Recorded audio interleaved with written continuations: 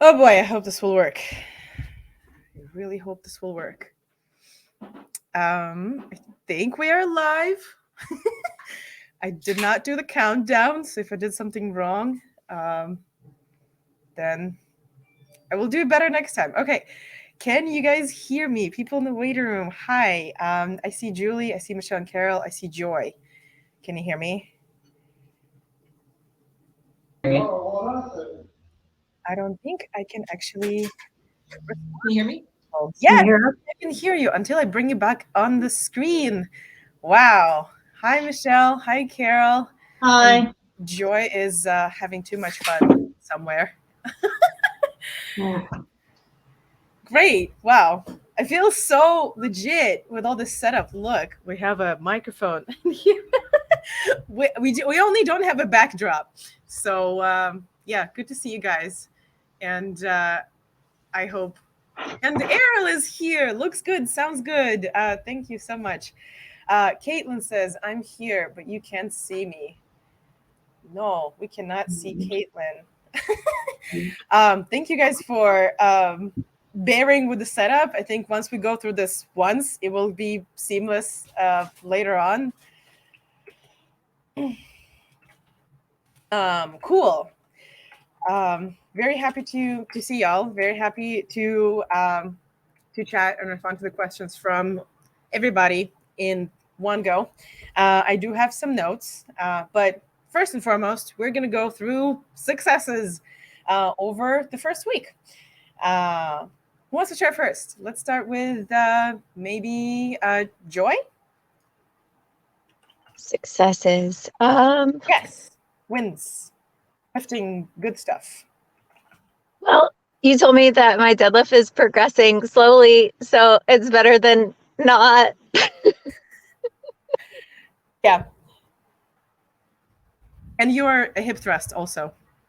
Oh, yeah, thank you. I do need to add more weight. And my new job should begin in like 2 weeks. And so at that point, I'll be able to use the facilities at the University of Tennessee. And I confirm with somebody who trains over there that they do have the machines that I need. So they have squat racks, benches. Yes. Yeah, they've got the racks that I need instead of using the Smith machine, which doesn't allow my booty to hit the ground when I do the hip thrust because like the lowest rung is still too far up.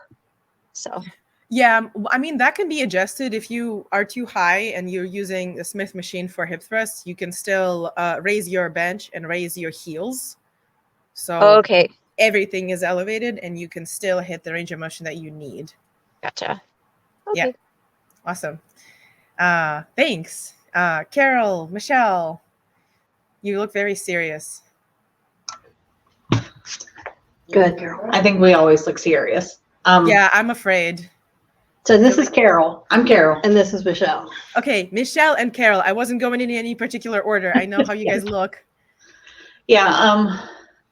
I mean, I guess my wins, I feel like I did good with my food again, which has always been what I struggle with. I had a planned refeed Saturday, but other than that, I've been doing good. And my water intake's good, except on days I go into the office. When I'm in the office, I don't drink as much. So, yeah. Yeah, it's hard at work sometimes. Yeah. It was the worst when I coached a person who was a waiter, and obviously they couldn't eat when they were working, but their manager would get pissed off if they even like stopped to drink water, which I think is kind of like not okay, you know, if they're long shifts. So yeah, I feel that. Okay. So my wins, my squat depth is increasing. Still working on deadlift, but bench is good. At least from your feedback I got. I'm very happy with your bench, honestly. I'm happy with most people's bench, I think. Even if you think the bar is just like, whoa, wiggling, I'm pretty happy with how it's moving for the majority of people. Especially yours, Michelle, like in comparison what it was. Like it was, I think you're using your lower body less and now it's just more steady movement and it's speedy as well. Yeah. Okay. Sweet. I muted you, Harsh and Caitlin. Hi, guys. Thanks for finding the links and using the right link. Julie? Unmute myself. Can you hear me again? Yes. Okay, cool. I would say my wins. So I was kind of sick the week before last. And it was kind of interesting for me because I didn't lift for several days, like for I think 4 or 5 days. And that was actually really like it really helped me to understand, like, am I really enjoying what I'm doing or not? Because by the time I felt good enough to lift again, I was like, I want to lift so much, I really missed it. So that's a good sign. And then when I came back, I PR'd on squats, which was really awesome. I'm finally getting comfortable with heavier weights. And I also did the highest weight I've done for sumo deadlift. I've done more for conventional, but I did 195 pounds on sumo with hook grip, which just about destroyed my thumbs, but I'm really happy that I did that, because last time I lifted that much conventional, I had to use straps. So it's pretty cool.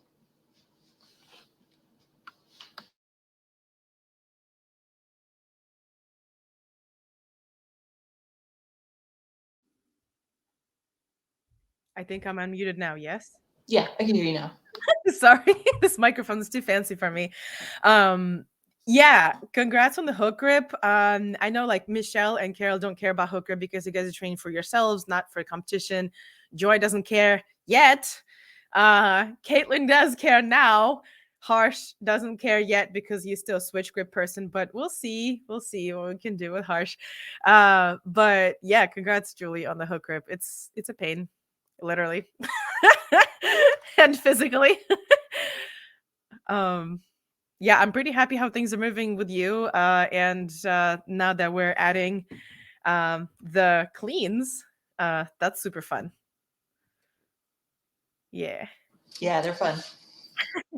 Okay, Joy, what's up with you? Oh, sorry, Joy, we already mentioned you're starting a new job. You have a new gym. I'm sorry. I'm going in order. Caitlin. Win for me, I guess, is that I started counting my calories and macros again. Like, I got fed up with it, but I just started again this week. So it's only been 2 days. So far, so good. Okay. Well, I mean, tracking kind of sort of helps when your weight is like stagnant and you still want for it to go down or up. I should probably start tracking too because I'm at a top of my weight category. And if I get just a little fatter, I will need to cut water, and that will not be pleasant.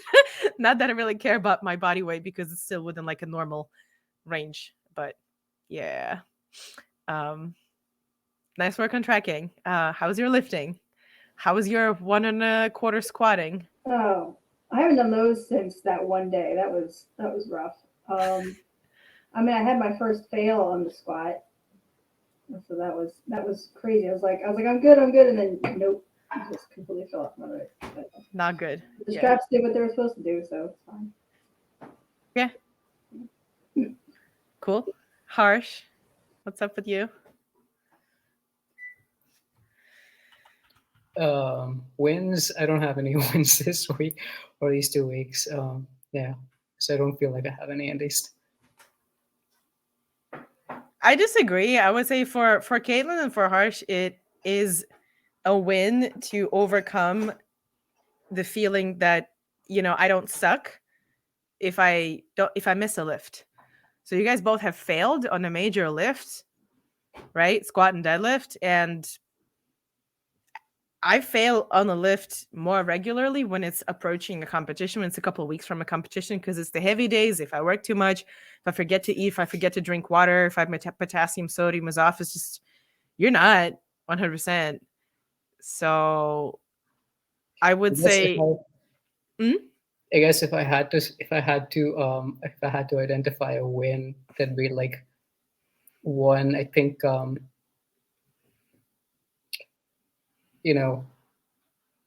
guess a minor win is I learned what a quadricep is. A quadricep it was news to me. It's like 4 muscles, and that's what the quad is for. And like that just never clicked. I thought it was just one lump in my leg. But that was one win. And then the second win was that I realized, I thought about the 4 of them, and I think I used 2 of them in my sumo deadlift, maybe. But I definitely don't use like the I don't know what it's called, like the larger one, the largest one, if you will, because yeah. So I don't know if that's a win. It's a win in the sense that there's room for improvement. Yeah, but otherwise, I'm not sure I'm comfortable with failing. I think that sucked. So I don't know how I can count that as a win. It sucked. Yeah. Okay, cool. Yeah, we're gonna work on the attitude in terms of like, oh, this sucked. I don't like to do this, because sometimes you'll fail and it won't be out of weakness. It won't be out of lack of focus. Like your body is just like, no, not today, dude, not today. So it's okay. You'll fail on a platform. You could. It's likely, and sometimes you just hype yourself up too much. So actually, yeah, we can talk about that. Thanks for sharing. In terms of learning about quads and what worked, what didn't work, I have news for y'all. So when a muscle is engaged, say from joint to joint, right? A quad, right? From hip to knee, the whole thing works. All 4 of them work. They may, not be engaged as much as like your butt or your lower back, but like if they're trying to do something, they're trying to do something. It's like, people do workouts for lower abs, upper abs. That's all such BS, because the whole muscle works. You can't work portions of it, So yeah, I'm sure all of your quads were engaged, maybe just not as much as you did, or not as much off the floor. I really wish David was here. He has a home gym. I visited him yesterday. We worked out at his home gym. And he failed on a triple of a conventional deadlift. He is another very small person, just like you, Harsh, except he pulls conventional. So he pulls pretty almost the same as you, but conventional. He's older. He's going to be 55 in April. So we're trying to hit a PR by his birthday.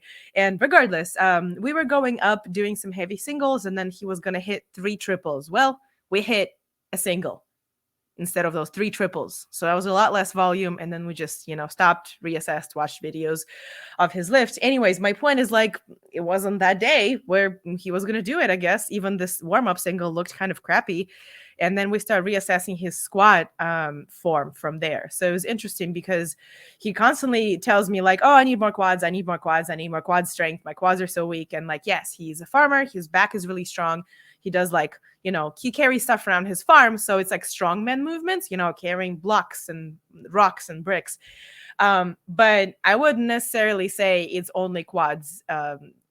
Only quads is the reason why his deadlift fails. So we changed his squat stance a little bit. He used to squat kind of like me, a little wider than shoulder width, and would try to low bar, but his shoulder mobility kind of sort of doesn't allow it, and it's really uncomfortable. So we switched him more to like the Olympic lifters squat, where so Olympic lifters throw the bar over their head. They do use more upper front of the body, right? More quads, more abs. So usually they squat high bar, or they do front squats, right? Especially because of snatch and jerk. You snatch the bar up, and then you have to squat it up, right? On your front. So anyways, we switched his squat to high bar, narrow stance, and it looked great. He hit depth, no problem. So interesting thing how like his squat training kind of sort of doesn't help his deadlift. And I had no idea, because he sucks at sending videos. I have to guess. You guys are great, because y'all send me your videos. I haven't seen his squat in forever. So had to come out and see it in person. Some of you live too far away from me to come out, so sending videos really helps. Cool. Talked about squat stance. Great. Position of bar for snatch and for deadlift.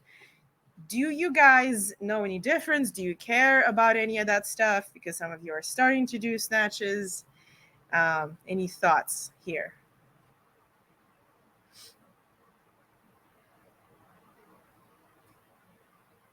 I think Carol is trying to speak, but you guys are muted. She's sitting here going, don't unmute it. Don't unmute it. Don't unmute it. He has a question, but she doesn't know. I mean, I'm interested. I'm not sure what you're talking about, so I guess I'm just interested in what you have to say. Got it. Clean and jerk is when you throw the bar up until your shoulders, and then you do a split jerk. So you go into like a lunge position with your legs, right? And you push the bar up, right? Snatch is when you throw it up all the way. I think Julie is doing snatches, if I'm not mistaken, and Carol is doing cleans. So you're throwing the bar up, yeah, exactly, up on your shoulders and then dropping it back down, etc. Why do we do that stuff? Because I want a little more explosiveness out of your deadlifts. And it's a great warm-up. It's a great warm-up for hips, for your whole body. The position of the bar for snatches and for deadlifts varies in the sense that when you do deadlifts, you are more kind of, your shoulders are more in line with the bar. When you're doing snatches, they could be more forward. Your knees could be more forward beyond the bar.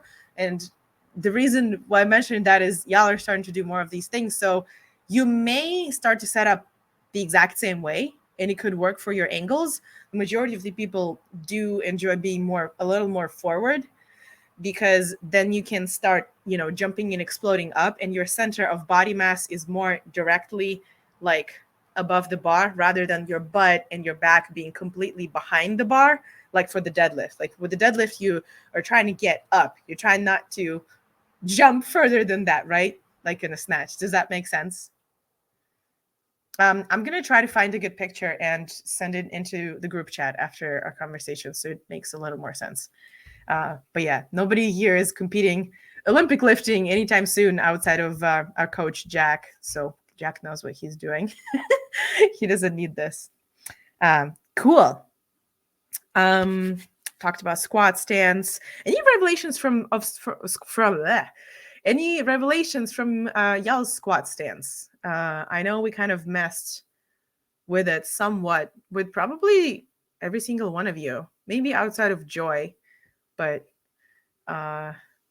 Joy mainly does light weights yet, so I don't really know how to adjust it. Just jump in. So I feel more comfortable. You told me to play around with my stance a little bit, so I'm a little wider than I was doing, and it feels a little more comfortable. So, yeah, comfortable to hit depth, comfortable to be upright, comfortable for what exactly? So it helps for depth, and and I do low bar, or trying to do more low bar, because I feel like that helps keep me more upright. Mm-hmm. Yeah. Cool. I don't think we talked about it, but I definitely noticed when I widen my stance, the same thing. Like, it's really hard to hit depth, but when I widen my stance, it's so much easier. Because I used to squat pretty narrow with like my feet facing almost directly in front of me, and now it's like that. It's much better.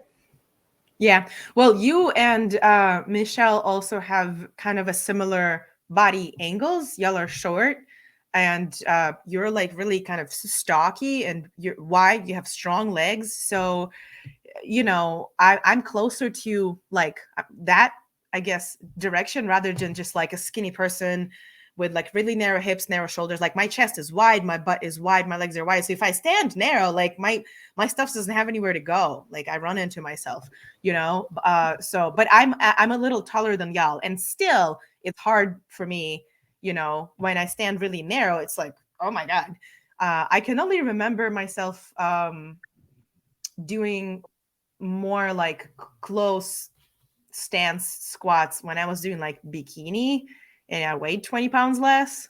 But still, it wasn't super fun. I do narrow stance squats body weight sometimes, just, to warm up my hip flexors, but not my favorite. Unless it's Olympic lifting and we're jumping with that bar. I don't want to squat with that bar, narrow stance.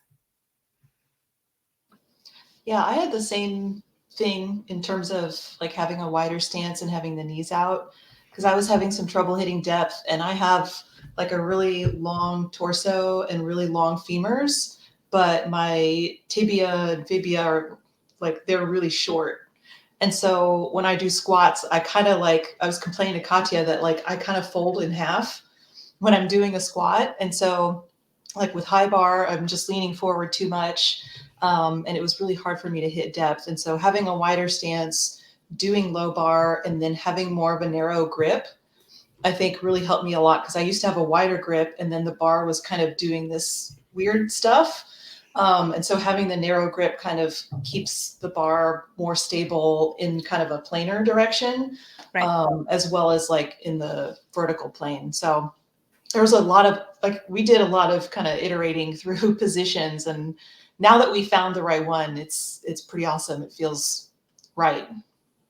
Yeah, the good news that we found one for now. The bad news is that if you get significantly stronger, or if you gain, 5, 10, like more than probably 3 pounds, your angles could change, and we may have to figure that out again. So it's not like a college degree. You don't just get your stance and then run with it your whole life. Like after babies, people change their, everything. After gaining weight, losing weight, after not having lifted for a while, people change stuff. I tried to change things recently. Nothing super major happened in my life, but I was like, what if I could be a conventional puller? No, man, I can't be a conventional puller. Conventional sucks. Sumo. Another thing, squat stance wise, I wanted to mention is ankle mobility. Some people just can't hit depth because of their ankles, unless you put them like closer, put their feet closer. It's just not going to happen. And if you put lifting shoes on, it's also easier because they're on a heel, right? I even had somebody deadlift on heeled shoes. So Olympic lifters do that.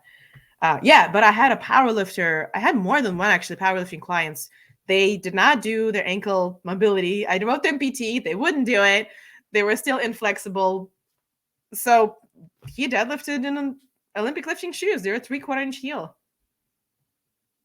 Yeah. Is that legal? Like for competition, are there limits on like the kind of shoes you can wear? Yeah, it's legal. It doesn't benefit you because you fall forward. Yeah. Okay, cool. But like his heel would lift off the ground, or his butt wouldn't be able to reach the strongest position at the bottom. Like he would just be like tabletop with his back. You know what I mean? Yeah. People are different. Do your PT or wear Olympic shoes, I guess. You don't do that. Cool. What else did I want to talk about? Oh, I talked to Alexi, my coach, and asked him about any kind of words of wisdom that I could relate to y'all, because he's asleep right now. He does not live in the US. And knowing that some of you are heading into your first competition very soon, I asked like how to encourage you guys in case you're doubting, in case you're like, oh, am I ready? Am I not ready? Because almost every single one of y'all has talked to me about that, except for Joy. So we have to push Joy into picking a comp after she lifts out of her fancy gym for like a couple months. And then Michelle and Carol, I met you guys at the competition, so you already know how this works. You're not newbies.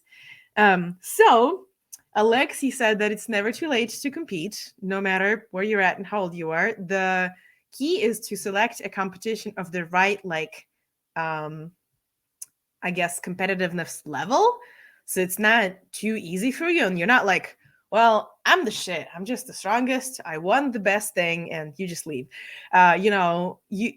You will have some propensity to progress more if there is some competitor who lights some fire under your butt. And you're like, damn, they're stronger than me. Like nobody here is stronger than me, but he is stronger. She's stronger than me. Damn. That happened to Errol at his last meet.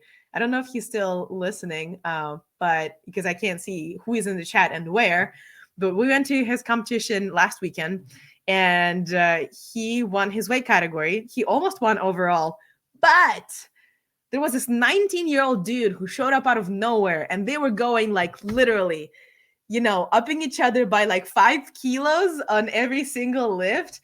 And Errol was before, I forget his name, Asan.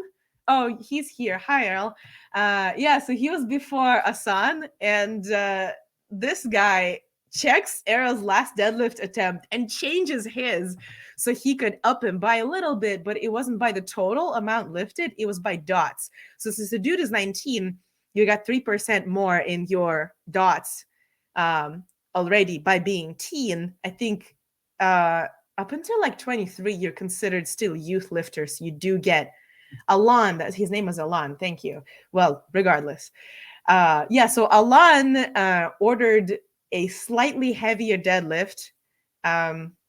I don't even remember he pulled it, but regardless, he beat Errol by dots in overall by like this much. So now next time Errol is going to compete, that's probably going to be like this thing that's going to progress his lifts. I have a question about that. Yes. So if you're old, do you get like extra also? Like, because I turned 40, in 2024. So I'll be masters. I would love to get some extra percentage points from You that. do. Yes, you actually do in every single master. So 40, 50, 60, etc. You get extra dots for that. Yeah, it's a multiplier for your total dots. So yes, if you are like super old and you lifted less weight than this young chick, between like the worst age to compete in, the hardest age to compete in is probably between 24 and 40, because you get nothing. That's just, that's just you. You don't get any boost. Yeah. But you could lift, gain some experience and afford you to just go and crush masters somewhere. Absolutely. Sweet. Some divisions also have submasters, which is 35 plus. So Errol can do submasters now. What did he deadlift? What did he deadlift? Baby, I don't remember what you deadlifted. I don't remember any numbers. I'm sorry. Oh, you did like 575. Type in the chat, please. I I filmed the whole thing, by the way. I have so much footage on my phone. It's ridiculous. I remember that I promised to make you guys a video on how competitions run. And I have to apologize for forgetting my microphone. So if the sound is shit, I'll have to re-record the sound. But you have the whole backstage, the athlete setup, weigh-ins, warm-ups, when everybody goes on the platform, how do you pick your weights, etc. Just the whole shebang. So hopefully I will edit that video this week and put it on YouTube. That should be useful. Yeah, 273.2 pounds or 260 kilos. Yeah, not bad. Cool. Second advice from Alexi is don't go compete yourself when you first meet. Get friends and family, and definitely get either a coach or a significant other to handle you. So I remember Michelle and Carol came to the meet with both of them, even though I think only one of y'all has competed, right? No, we both competed. We that both day. competed. Oh, Well, wow. Carol competed. I participated. I did not prepare to compete. So Yeah. I don't really feel like I gave it my all. So I'll call I participated. Okay. Well, I would not recommend that at a bigger sanctioned meet. Carol and Michelle went to a bench meet that was local, and it was kind of like community building, like nice beginner touch and go bench competition, which is awesome. It was hosted by a local bodybuilding promoter. So she does powerlifting too, Gloria Knight, but she doesn't really promote her powerlifting events. I think for that reason, she mainly focuses on bodybuilding. So yeah. Yeah, how did I miss that you both have competed? That's super probably hard. because I participated more than I competed. But that's how right. you see it. You both touched the bar. You both laid on the bench and pressed it off your chest. Yes. Yeah. Yes, cool. And then the last tip from Alexi is the consistency of your efforts. So if you focus on step-by-step progress and just methodically and thoughtfully, like a snake, he said. I don't know if that makes sense. Like a python, just moving super slowly, but then he can eat a tiger in one gulp. You know what I mean? Then that's how I guess competitions are. You just slowly freaking move, and you can feel the adrenaline when you're closer to the meat. Awesome. Cool. Any questions about that? So I remember, I think last time we maybe talked about this a little bit, and I know we've talked about it like in the chat and on our calls, is like knowing when you're ready to compete. And one of the things that I've kind of figured out for myself is, because I haven't competed before, is that I kind of decided to have my own targets. Right. So I want to be able to bench a certain amount and squat a certain amount and deadlift a certain amount before I give myself the green light to compete. Because if I went out and competed and I didn't have my own kind of goal in mind, for me mentally, that would mess me up, because it's not like, I come from Brazilian Jiu-Jitsu where you are fighting another person, but this is not that. This is just you and your own mind and your own body. And Right. so I kind of quantified it for myself. And I think that helped a lot for deciding when I want to start competing. So I don't know if that's a good idea or not. I'd love to know kind of what you think, and if other people do that too, but that's kind of where I am. Can you tell me what numbers you've decided to pick for your stuff?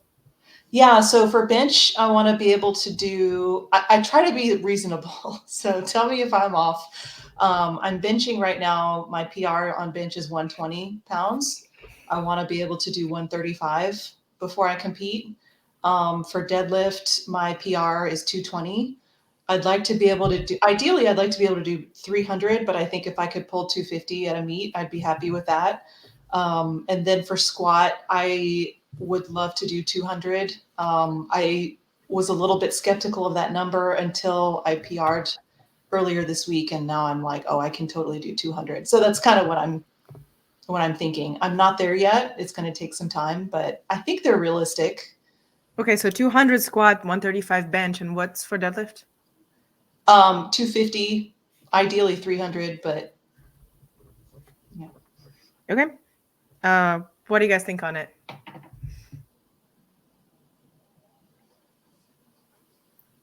We don't have any context. How are we supposed to?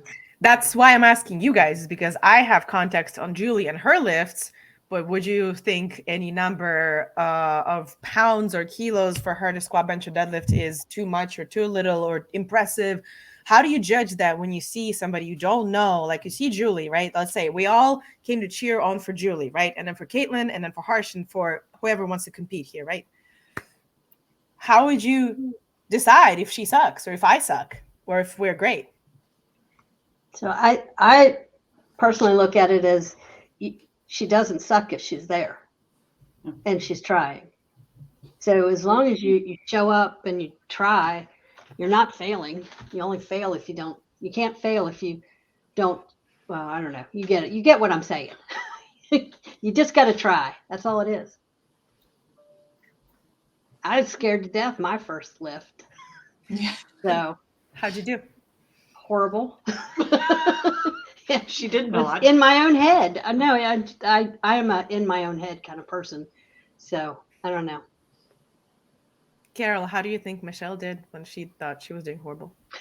I think she did good, because she kept saying she shouldn't be there, she shouldn't be there, she shouldn't be there. So her own advice right there, that she was a success because she went and competed, and she got a trophy out of it. It's only So- Julie. It's only because I'm old.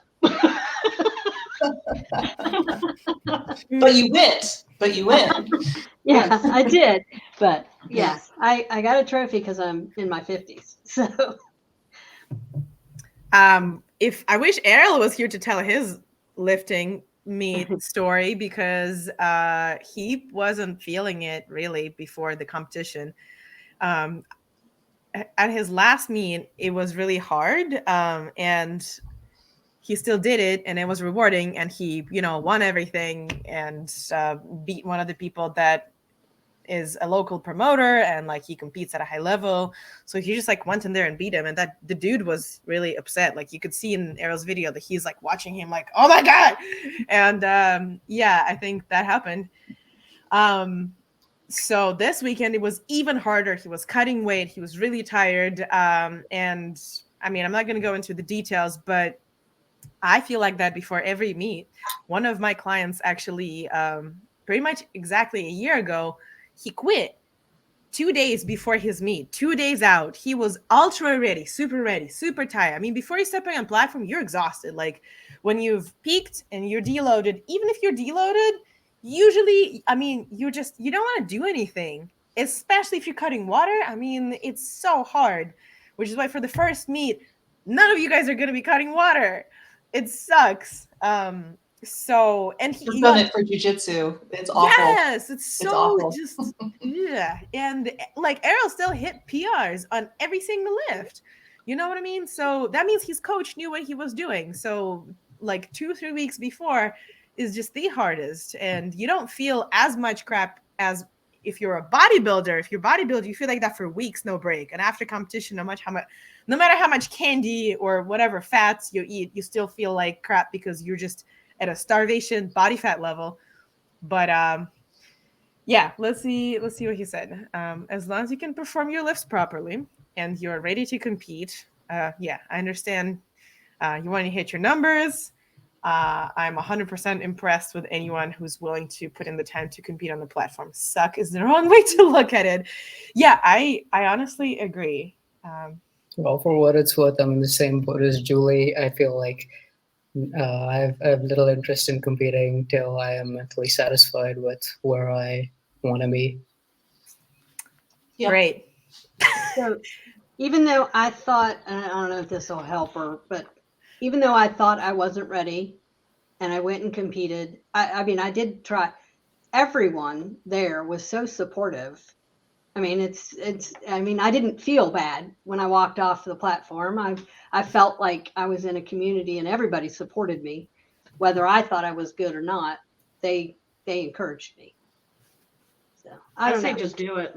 Honestly, my first one, it was a spur of the moment thing, and I just went and did it. I didn't train at all for it. I mean, I didn't do great, but so the next one, I knew what I was getting into, so I properly prepared for my second powerlifting meet. Yeah. For me, it was the reason to just have some goal, because since I wasn't doing bodybuilding, I was like, all right, how do I guess not yet keep motivated, but like keep progressing, because I'm satisfied where I'm at strength wise, like body wise. But it's just something cool and challenging to do. So I don't eat cake and drink margaritas all day. So yeah. And then you kind of get into it, like Carol said. Yeah. Cool. Awesome. I changed some of y'all's macros this week, and Harsh did not have nutrition before. He just got nutrition. I don't think he's very happy with his protein amount. We're just starting, so it's kind of approximate, but it's like triple as what you normally eat because you normally didn't track. And you were saying it would be super hard for you to hit your protein, even if you ate beans. Now, y'all probably heard enough about my opinion of beans. It's a carb source. It's not a protein source. I was wondering if you want to share your favorite proteins that don't get boring. You already shared your recipes in the group chat, so you may want to check that, Harsh. Like what are food sources that like have a better ratio of protein to carbs than beans? That is what I mean. There's protein powder, sure, but like, is there anything else that is not protein powder? Yeah, absolutely. Tofu and seitan. Yeah. Oh, okay. Seitan might be best. Say that again.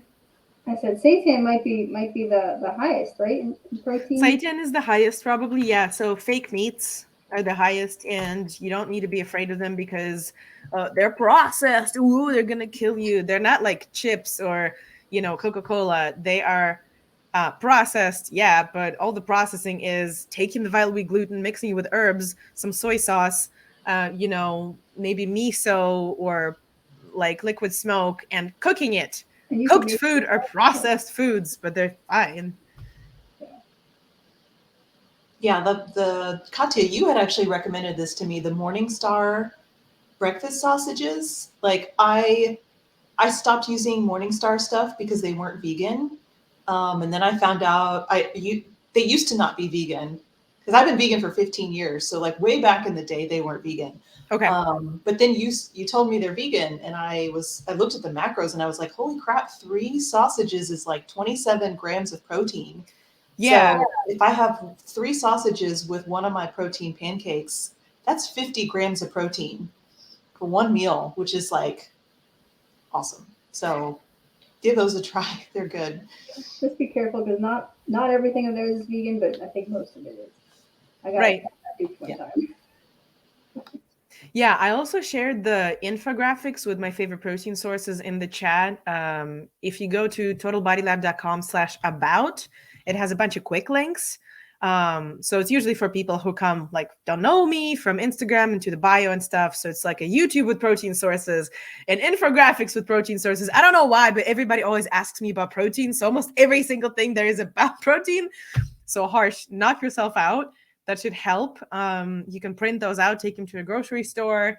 I can write them out for you. I made them myself, so I had to like Google each freaking ingredient, and I probably need to update some of these because these are like 2 years old. And yeah, I still eat like edamame beans and nutritional yeast, and some of the meat replacements on there, but there have been a lot of new products. Like I did not know that Beyond chicken tenders have entered the market, and they have as much protein as the Morningstar, but not as much fat as the Beyond Burgers, because Beyond Burgers are made to satisfy a meat eater, right? So they're like juicy and fatty, and they're like not, I wouldn't say not a healthy meal. They could be healthy if you don't eat enough fat during your day, right?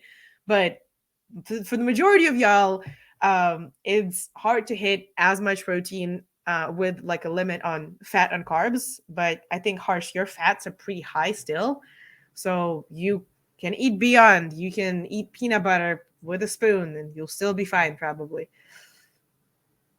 For you, it's probably more getting calories in, honestly, because if you don't eat enough, then there's no amino acids your body can build muscles out of, and your fats are also pretty high because you have such high metabolism that like if you have more fiber, which you will have if you eat more like whole food, plant-based foods, then it's just harder for your body to digest all of that protein and put it to work. I Lentils have are another never really thought of like fiber as like an issue with respect to protein consumption. Okay. It can slow down absorption, which can be a good thing if you are trying to lose weight and if you get hungry really quickly. But if you're trying to gain weight, which is kind of your situation probably, No, you're trying no. to gain muscle. You Trying to are. lose weight. You're trying to gain muscle. Yes, but not weight. Muscle weighs weight. It's not empty. Okay. It's not 0 grams. Muscle weighs. Right. But like I think I have like I don't know, fat to lose, like plenty of fat to lose that exists in me. That's also something to think about. Where? Because you look pretty thin. Yeah, he's shredded. You're absolutely shredded. Nobody's perfect. I mean, I can also like take off my clothes and be like, look, there's like fat rolls somewhere on my triceps, like on my chin or something. Like, I don't know. I can start pinching and being like this person. Please don't be this person, Harsh. You're strong. If you want to gain strength, you'll have to gain muscle. Gaining muscle means gaining weight because muscle doesn't weigh 0 grams. Correct. You will weigh more then. Your fat may stay the same, your body fat percentage, okay? But it will probably also increase, and it will probably still be less noticeable, so you'll probably be more jacked while you weigh more. Okay? So marry the fact that if your scale goes up, that's good because that means gains, that means stronger deadlift, stronger squat, definitely stronger bench. When your body fat when your body weight goes up, even if it's fat, your bench goes up. You have more surface to lay your back on the bench and be more steady. Skinny people have, with small backs, have a hard time like stabilizing the bar and like being stronger benchers. Julie, you were going to say something, right? I think. Yeah, I was just gonna, I don't know if this is gonna get me some minus points, but lentils are another really good source of protein. Sorry, what's the difference between beans and lentils? They're just different kind of legume pulse. I think they're all pulses, right? You use the website pulses.org a lot, right, for recipes. I think one of y'all does. Okay, I'll look into it. But yeah, they all just the main thing is like, yeah, you guys track macros, that's great, but there's also micronutrients. So every single color of lentils and every single type of beans and pulses and legumes, they have different amount of micronutrients and vitamins that, like, it's great if you take a multi, but it's better if you use that out of Whole Foods. And if you switch up every once and forever, you have wild rice, red rice, black rice, red rice, lentils and beans, you know, on the side of whatever you're eating, right? Different kinds of herbs, different kinds of everything. So, Julie, I don't think it gives you minus points if you eat lentils. I eat lentils all the time, except I probably use them as my carb. So most people will have rice. Most vegans, beginner vegans, will have rice and like lentils or beans as a protein. I will have not rice, lentils or beans as a carb, and my like Morningstar sausages or whatever the fake meat or tofu as a protein, and then like the rest of the plate is veggies, or a separate plate with a huge bowl of cut up veggies. Yeah, I think the reason I bring up lentils is because, you know, I don't know what their carb to protein ratio is compared to like regular beans, but when I was traveling recently, I bought some cans of lentils because like my hotel room only had a microwave. So I was just warming stuff up. I got a can of lentils and the whole can, I think for the whole thing was like 250 or so calories, but it had like 20 plus grams of protein. And it was just a lentil, it was just lentils, flavored lentils. And I just was really impressed with the amount of protein that was there. That was way higher than I thought there would be. So just another thing to consider. Yeah, that's a valid point. Thanks for sharing. A lot of canned things are really, they just come really handy while traveling. You know, canned chickpeas, canned lentils, and my favorite is peas. They're kind of sweet. It's really hard to find them without sugar for I don't know what reason, but they still add a little sugar for maybe taste, maybe to preserve them. But yeah, I'll just, you know, eat a pack of like vegan deli, like Tofurkey or Eve's, and like just out of the pack, which has slices and slices. So I'll eat that because it's about the size of a burger patty, and I'll eat it out of the package. And only bodybuilder friends of mine do that stuff. Just eat that straight up with your, you know, peas out of a can. Like, who does that? Me, because I'm traveling. I won't cook, but I'll still get my protein. Looked up the lentils amount of calories and carbs to protein ratio. Now that you said it, 100 grams has 116 calories, 0.4 grams of fat, so like no fat, 20 grams of carbs, a ton of fiber, 8 grams of fiber, 9 grams of protein, versus beans, like black beans, have 114 calories, about the same, pretty much exactly the same.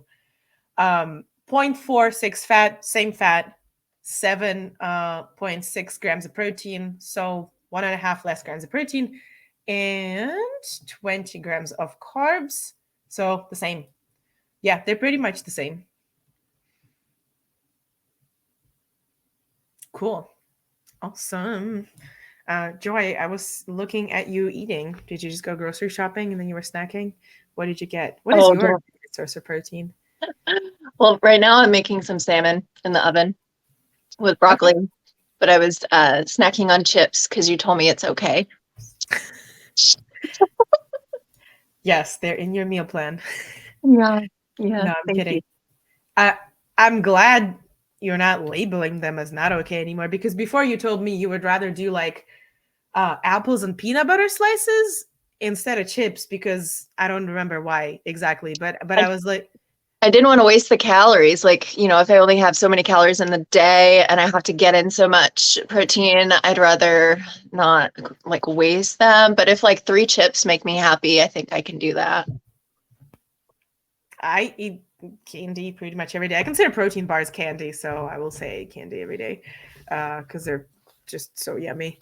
And like peanut butter is mainly fat, and so are chips. So I feel like you're not wasting calories if that stuff makes you happy. If it's about the same, you know, if that's not 90% of your nutrition, you should be fine. Yeah, awesome. I'm making eggplant this week. I'm feeling really hungry, so the way I make it is I just cut it in half, make some slashes in it, and just put seasonings on top. And whenever it's ready, I usually eat the whole thing. The whole thing is like probably, you know, this big. It has a lot of fiber, but otherwise, if I don't eat that, there's a lot of other things that are more calorie dense that I will eat instead, and that may not help my gains a lot. But eggplant is fine because it's whole food plant-based carbs. I'm eating that right now. Oh, hell yeah. Hell yeah. Yes, lovely. One thing that pisses me off is when they make like jerky out of mushrooms and eggplant, and they like sell vegan jerky. That's that. Like, it's good because it's tasty, but people eat jerky also because it's portable protein source. And the mushroom jerky is not that. So like Unisoy, or I forget some other brand, was a high protein jerky that actually, you know, tasted good and was high up there. I'm also allergic to mushrooms, and I got a mushroom jerky one time, and then my mouth was on fire, and I was like, this is not cool. And then I saw the protein content, and I was like, at least let me get some protein if I'm going to have anaphylaxis, but no. Lesson learned. The Beyond Jerky is really high protein, though. Beyond Jerky. I haven't seen it in stores around me. Okay. Okay. That's a good tip. Thanks. Cool. I feel like we have a couple minutes, maybe for a little Q&A, because we're approaching the end of the stream. I also didn't check if this is like live on YouTube or Facebook or LinkedIn. I did my best to hook it all up. I think LinkedIn gave me a notification that it is live. Do you guys know if it is live, if it's working? Do you have any friends who are watching? I'm just being curious. I don't have Facebook app on my phone, so I have no idea. I log in through the browser every time. LinkedIn? Yes, I hooked it up to LinkedIn, to YouTube, and to Facebook. So hopefully people would be able to watch it from both, or from all three.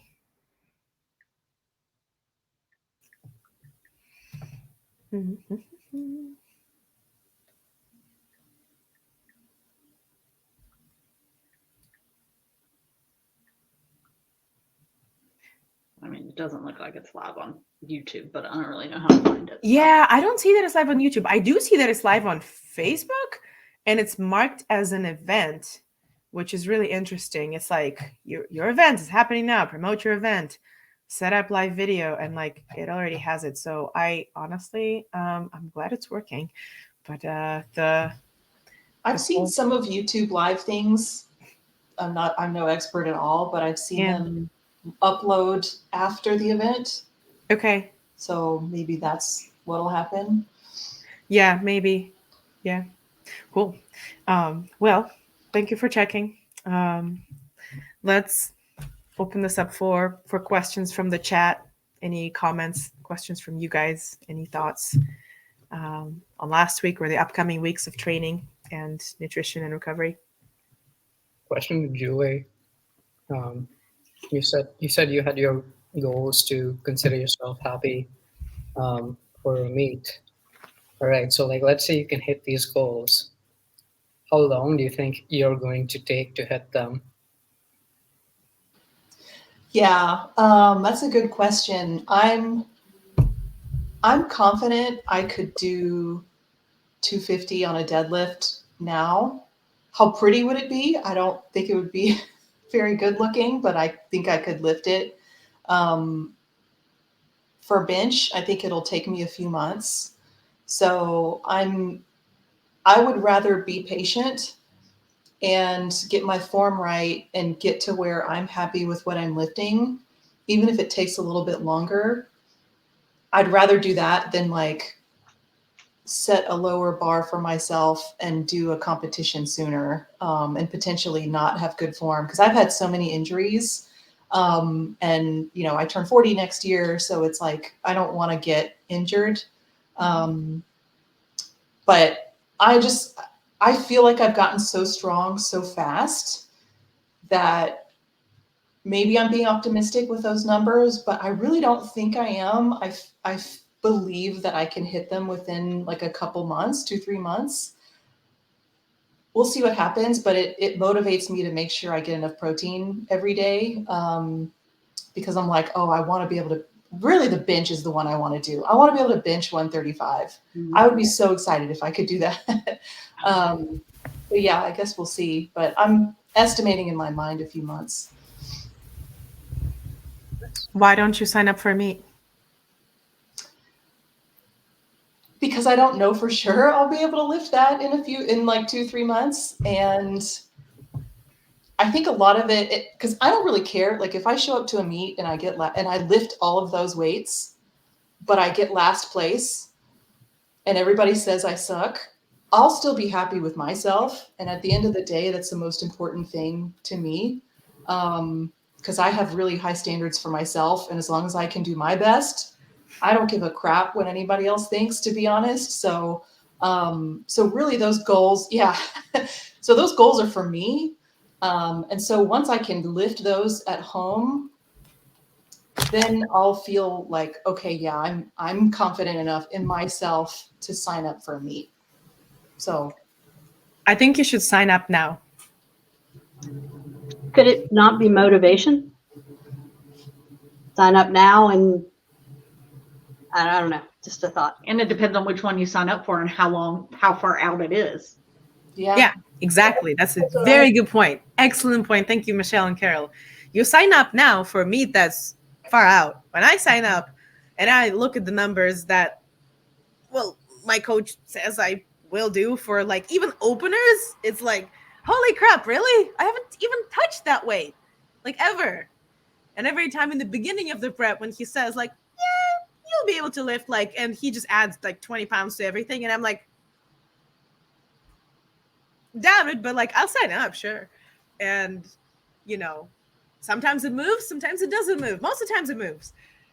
So yeah, I think, Julie, you should just pick something far out enough that you're comfortable. Okay. Yeah. I'll give into the peer pressure. It goes to you too, by the way. You should pick something.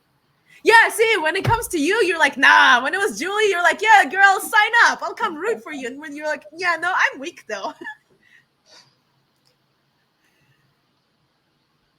Caitlin signed up. Yeah, I didn't even start it yet, and I signed up. I was like, well, if I'm gonna do it, I'm gonna do it. Like, but I don't have like a number in mind. I'm just like, well, I'll get there when I get there, and I'll figure it out. And but that's how I am. Like, I just sign up for stuff and like pray, like, get through it. I mean, if I'm there, I'm gonna get through it. So whatever.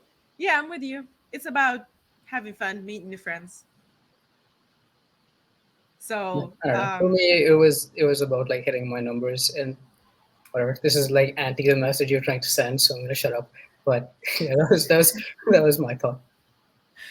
I feel like Marsh and I are on the same wavelength. Yeah, and Caitlin and I are on the same wavelength. Well, Errol is thinking of coming to climb sometime. Maybe you guys can talk about the mentality of signing up when ready, not ready. I'm curious what he'll have to say, because he's only listening right now. He's not live on the chat with us, but I personally don't think you have to feel ready. If you already competed and you're happy with your deadlift, great. Your bench is going to go up slowly, so buckle up, get patient, become Python. Just lay there and observe and do your training until there's an elephant that's big enough that you're ready to swallow. But I'm vegan. We're vegan, so I'm just kidding. it's just gonna be a huge piece of tofu that you're gonna eat one bite at a time.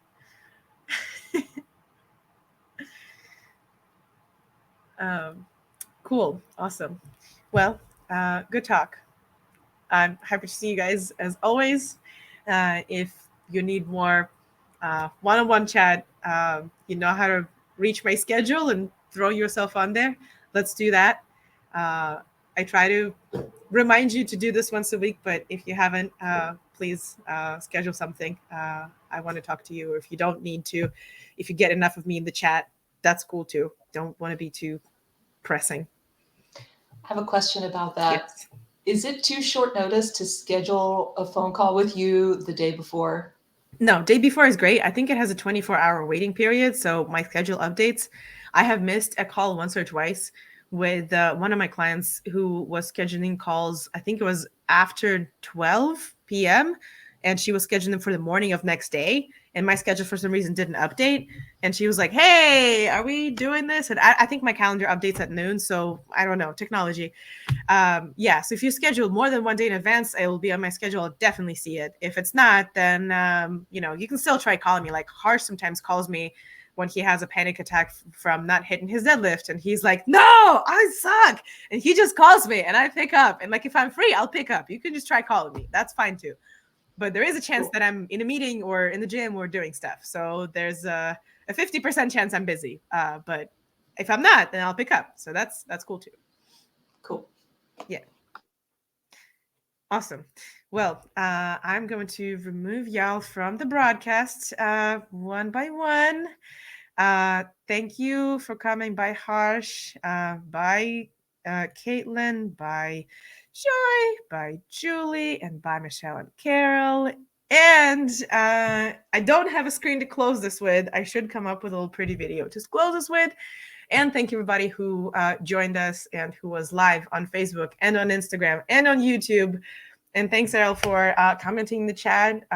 We feel like you're with us in spirit.